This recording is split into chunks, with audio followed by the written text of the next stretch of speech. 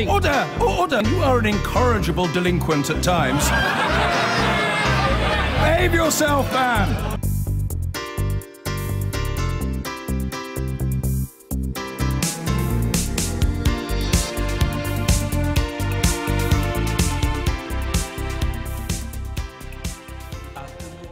Well, the White House has now lost one of its leading free trade advocates after the departure of Chief Economic Advisor Gary Cohn, the latest member of Trump's inner circle, to walk out. Let's go live now to our Washington correspondent, Kylie Morris. Kylie, what's happened? Well, Jackie, there are now officially more departures from this Trump White House in the space of any week, it feels, than a whole season of The Apprentice. I mean, Gary Cohn's departure does really add to a swirling sense of chaos around this administration. We think we know why he left, more in a moment on that. But the president was actually asked yesterday about the number of people leaving the White House even before Gary Cohn's departure was announced. And this is what he had to say. But the White House has a tremendous energy, and we have tremendous talent. Yeah, there'll be people, I'm not going to be specific, but there'll be people that change. They always change. But they all want to be in the White House. So many people want to come in. I have a choice of anybody. I could take any position in the White House, and I'll have a choice of the 10 top people. So it seems it was the president's announcement on tariffs that was the final straw for this free marketeer and former president of Goldman Sachs, Gary Cohn. He'd been arguing very strenuously against the tariffs. He was known, and it's certainly not a compliment in this White House, as a globalist, a protector of free trade. Now, we understand that he had, in fact, come close to leaving in the past, apparently very uncomfortable with the president's comments after Charlottesville last year, when white supremacists marched on that town and were met by activists. You recall the president describing good people on both sides. Apparently then Gary Cohn was unhappy, but he didn't leave. It took the idea of a 10% tariff on aluminium imports and a 25% tariff on steel to do that. And it's not the only trouble President Trump is facing. Tell us about this adult film star claiming to have had an affair with President Trump. Yeah, Jackie, these claims, in fact, are not new. They relate to an alleged affair nearly 10 years ago. But what is new is that there was a lawsuit filed yesterday by Stormy Daniels' lawyer, which is about the validity of a non-disclosure agreement. Now, she wants the court to rule on whether the agreement is binding or not, given that the suit says Donald Trump, or at least his alias, David Dennison, failed to sign that agreement personally. Of course, here others are asking about the alleged hush money paid by Donald Trump's lawyer to her just before the election, and whether that, in fact, should have been declared in line with campaign expenditure regulations at any other time. Jackie, this would be a startling development, but Washington no longer startles very easily. Kylie, thank you very much, Kylie. And a tax on US products like peanut butter, orange juice and cranberries could be on the way, as the European Union warned it could retaliate against Donald Trump's plans to impose tariffs on certain imports. Europe's Trade Commissioner, Cecilia Malmström, said she had serious doubts about America's claim that it was trying to protect its national security, calling it deeply unjust. So is there anything now to stop a full-on trade war? Our business editor, Siobhan Kennedy, is in Brussels. Siobhan. Well, John, as Gary's report just made clear then, Brussels is not a place full of benign bureaucrats burying their head in the sand. Well, we got another example of that today when that trade commissioner you just mentioned, Cecilia Malmström, made clear that Europe would go toe-to-toe with President Trump on tariffs. Now, she highlighted products likely to strike to the heart of the American psyche, if you like, things like Harley-Davidson and Levi jeans. But she also spoke of a list of 100 categories. That's thousands of products. It hasn't been published yet, but we saw it here today, John, and it really was striking, the sheer volume of items on it. Let me read some of them to you. Things like kitchen sinks and T-shirts and motorboats and makeup, and a whole raft of food products, from cranberries to orange juice to peanut butter, as you mentioned. Now, in total, nearly €3 billion worth of tariffs ready to go if and when Donald Trump strikes. Americana sells, and Brussels knows it. The Hard Rock Cafe may not be on the target list for tariffs, but plenty of iconic US brands certainly are. From stone-washed Levi's and that's as American as. To all American bourbon whiskey. To the rebel roar of the Harley-Davidson. No motorbike, but plenty of attitude from the leather-clad EU Trade Commissioner, who had a clear message for President Trump today. Europe doesn't accept his national security justification for tariffs and is up for a fight. We have serious doubt about that justification. We cannot see how the European Union, friends and allies in NATO, can be a threat to international security in the US. We find that assumption deeply unjust. The Commissioner insisted Europe didn't want a trade war, but was happy to say the EU was working on that hit list of American goods that could face heavy tariffs. Commissioner, you are saying that you are looking to retaliate, not escalate. But I did not use that word. I said rebalance. Yesterday you talked about this is not escalation, it's retaliation. Well, I just wonder, surely by listing iconic American items, it is escalating the situation rather than seeking to turn the volume down. Are you worried that that's how it will be perceived? It's potentially a very severe blow to our European economy. So we are calculating the possible injury that will make to the EU economy. And we have no intention of escalating, but we can also not just stay silent. President Trump's plan to impose a 25% tariff on all imported steel could cost thousands of jobs across Europe, including Britain, and in time impact the global economy. The chairman of Europe's Committee on International Trade told this programme it was time for Europe to act against Mr. Trump. He wants to close the market. This is not a safeguard measure. He wants to protect the American industry, and this is really undermining the ruling of the WTO, of the World Trade Organization, and therefore we have to react. This is very strong rhetoric. How angry are you? A lot, yeah, because personally and also the European Commission, we had a long time of dialogue with the United States, a lot of talks to convince them to go on a common approach and respect the ruling and the rule of law. And now they are really using the rule of power, and this is not acceptable. And therefore, I'm really angry. Bureaucrats here are bracing themselves for Mr. Trump to sign an executive order on steel tariffs as soon as Friday. And while they're hoping that Europe will be excluded, the battle lines are being drawn. Well, it's been a chaotic debate within the White House, nothing new there, but President Trump is clearly set on pursuing his idea of slapping penal taxes on steel and aluminium imports. He's lost his top economic advisor, Gary Cohn, as a result, and he threatens a trade war.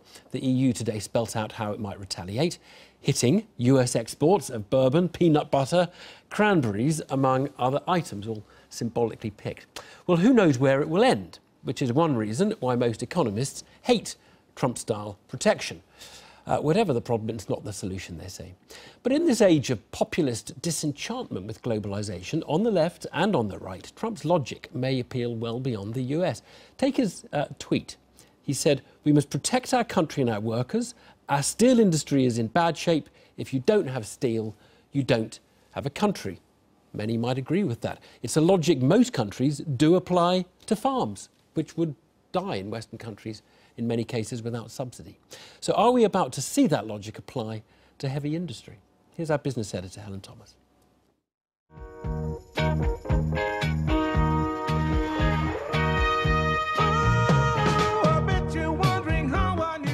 When you think about trade and international economics, you don't generally think of this. But a Trump policy with its roots in America's Rust Belt states has quickly led here, a threat against classic symbols of Americana. President Trump wants tariffs of 25% on steel imports and 10% on aluminium. When we're behind on every single country, trade wars aren't so bad. These, very unusually, would be imposed in the name of national security, but would hit friend and foe alike. The European Union has not treated us well, and it's been a very, very unfair trade situation. I'm here to protect, and one of the reasons I was elected is I'm protecting our workers, I'm protecting our companies. and I'm not going to let that happen. Today came the start of the official European response. If a move like this is taken, it will hurt the European Union. It will put thousands of European jobs in jeopardy, and it has to be met by a firm and proportionate response. From what we understand, the motivation of the US is an economic safeguard measure in disguise, not a national security measure. If President Trump acts, Europe has said it will respond in 3 ways. First, it'll appeal to the World Trade Organization, which will take time. Then it would act to protect European markets from a surge of steel and aluminium imports displaced from the US. And it would take other measures against US peanut butter, cranberries and orange juice, as well as tariffs on Levi's jeans and Harley-Davidsons. The trouble is, President Trump has already reacted with a threat to slap a tariff on European cars. It's exactly the kind of tit for tat that economists fear, a trade war that leaves everyone worse off. The policy started here, America's beleaguered steel industry. The aim is to fire up the sector, getting it to levels that are sustainably profitable. But the main problem, a glut of cheap Chinese steel, has already improved. And gains from previous, more targeted steel tariffs like in 2002 were short-lived. Steel mills reopened, new money came into the sector, prices and profitability fell again. Tariffs could bring economic costs for the US too. If you increase the price of steel by 20% for your economy, then cars, and if it's aluminium beer cans, the price of them will increase, and this will reduce demand from consumers because prices will be higher, and this will mean jobs lost. President Trump's protectionist instincts shouldn't be a surprise. It was a key part of his pitch to voters. Could this all be bluster, a negotiating tactic? Or is it a genuine threat to the rules-based world order on trade built over the past 70 years? History teaches us that it's a pretty powerful signal when the United States unilaterally announces tariffs. When it did it in 1930, some would say it caused the Great Depression. Not just because of the economic effect, but because when the United States says we're not going to abide by the rules, then no other country feels that it needs to abide by the rules. And in the 1930s, when it broke the trust of countries to cooperate with one another, it's the breaking of trust that pushed the world into the Great Depression. The WTO, 164 countries, has been bound together roughly by the notion that more trade can be better for everyone. The US now seems to be striking out alone. Helen Thomas there. So how seriously should we take President Trump's language on trade, and how much would it matter if he followed it through? With me in the studio is Pippa Malmgren, a former special assistant on economic policy to President George W. Bush. And joining us from Washington is Jeffrey Schott. He's a senior fellow from the Peterson Institute for International Economics and sits on the President's Trade and Environment Policy Advisory Committee. Jeffrey Schott, if I may start with you. I mean, 25% on steel and aluminium, it's not such a big industry in the big picture of American national income. How serious would it be if President Trump does this? Well, the problem of doing this, it will be raising the costs of production of goods in the United States, and the downstream problems that will cause for U.S. production and employment, and the reaction from our trading partners. As your segment just showed, there would be emulation by other countries and possible retaliation, which would affect U.S. exports. So take us through a scenario as how it would work, as to how this could lead to something really bad. I mean, what would have to happen for this to be sort of, if not the 1930s, to at least be a big reverse to trade and globalization?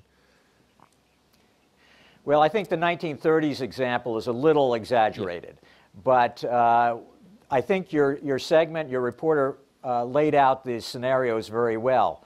There are a couple of steps that the European Union can take that are consistent with WTO rights and obligations, calling for consultations and dispute settlement, and imposing protections against the deflection of trade back to the European market.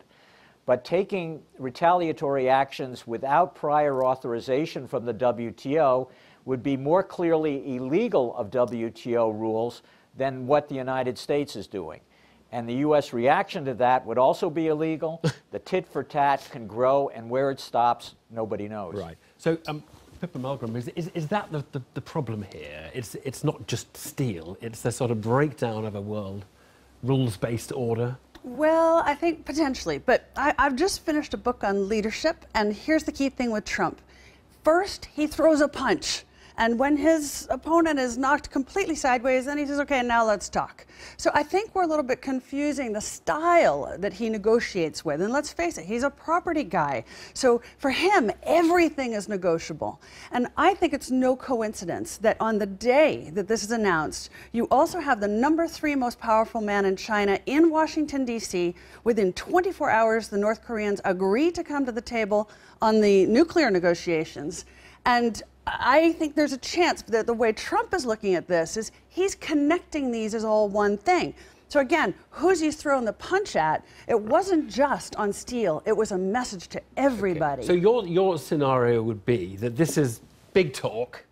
Everyone's going to sit around. It won't be as bad as it sounds on the day. Well, let's face it. What we have so far is nothing formal. We have no policy statement. What we have is a tweet. So, you know, until we have something substantive, and let's face it, we did in the Bush administration announced steel tariffs. It took 1 year from the formal announcement before anybody had any details. He wants it done by the end of the week, I think. Well, I hear you. Jeffrey Schott, give some advice to the Europeans. Our last discussion on Russia was about how you deal with a thug or a bully who is doing stuff that is unacceptable, but you have to engage with. The Europeans face exactly the same problem on a Trump threatening a trade war. What should the Europeans do? Just say, look, have your silly tariff and we're not going to play this game, or should they retaliate? Well, there really is no good response. Pippa is right about Trump wanting to create a sense of unpredictability. He prides himself in that. And so a lot of people, both here and abroad, don't know what he's going to do. But the rumors or the expectations is that he's going to announce an action tomorrow, and that that action is going to be effective in 2 weeks. So this is not something that's going to be pushed off for a long time, Pippa. This is something that will be implemented soon. And what is at issue right now, or what is still under debate, is whether some countries will be exempted and whether some products will be exempted from the coverage of the measures. Okay. Very briefly, Pippa, we found it very difficult to try and get someone to defend protection on the programme this evening, except the voters. The voters basically are often shying away from globalisation. They may say, look, I'd rather pay a bit more for steel and have a steel industry. Why shouldn't Well, and what is so ironic is that actually China steel has become more expensive in recent years, and American steel has been remarkably competitive in comparison. In a way, what the president is doing is fighting a fight that's 10 years out of date. The Chinese are now investing in U.S. manufacturing facilities. So this is another thing. It's pandering to a particular audience that is maybe as out of date as the president is. So I have my doubts that we'll really go down this road. Pippa, Jeffrey Schott, thanks both very much indeed. I've been getting away with it all my